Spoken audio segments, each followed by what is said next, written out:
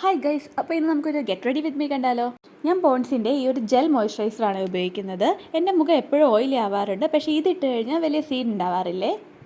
ഈ lip balm ഞാൻ എപ്പോഴും ഏതോ ഒരു ആപ്പിൽ നിന്ന് ട്രയൽ പ്രോഡക്റ്റ് വാങ്ങിച്ചാണ്, പക്ഷേ നല്ലതാണ്.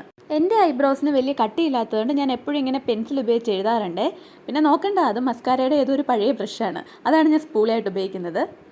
അതിൻ്റെ ക്യാഷുള്ളൂ. ഈയിടെയായിട്ട് മേക്കപ്പ് ഇട്ടാലും ഇട്ടില്ലെങ്കിലും ലിപ്സ്റ്റിക് ഇട്ടില്ലെങ്കിൽ എന്തോ ഒരു കുറവാണ്.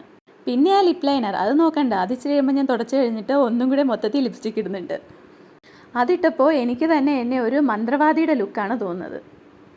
പിന്നെ ഈ ലിപ്സ്റ്റിക്ക് തന്നെ കേട്ടോ ഞാൻ കണ്ണിന് മുകളിൽ ഉപയോഗിക്കുന്നത്. അത് എപ്പോഴും ഒന്നും ഉപയോഗിക്കാറില്ല, എൻ്റെ കണ്ണിൽ എപ്പോഴും കുരു വരാറുണ്ട്. പിന്നെ ഞാൻ ലാക്മേയുടെ ഈ കൺമഷിയാണ് ഉപയോഗിക്കുന്നത്. ഞാൻ കൺമഷിയൊക്കെ ചൂസ് ചെയ്യുന്നത് ഭയങ്കര സെലക്റ്റീവായിട്ടാണ്. കാരണം ഞാൻ പറഞ്ഞില്ലേ, മറ്റൊന്നുമല്ല, കണ്ണിൽ കുരു വരും.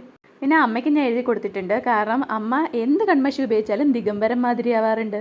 എല്ലാം റെഡി ആയപ്പോഴാട്ടോ സൺസ്ക്രീൻ ഇട്ടില്ല എന്നോർത്തത്. പിന്നെ ഞാൻ ഈ വാച്ചും ഈ സാൻഡൽസും ആണ് ഉപയോഗിച്ചേക്കുന്നത്. അപ്പോൾ അത്രയേ ഉള്ളൂ. Bye bye.